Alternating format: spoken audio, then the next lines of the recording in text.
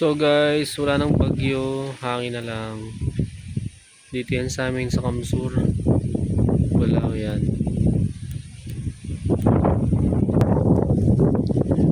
Yan, ang ganda na dito.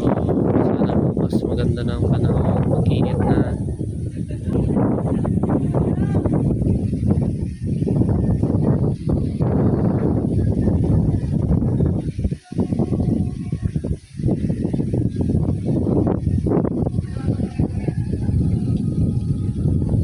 Yan, madilim-dilim pa.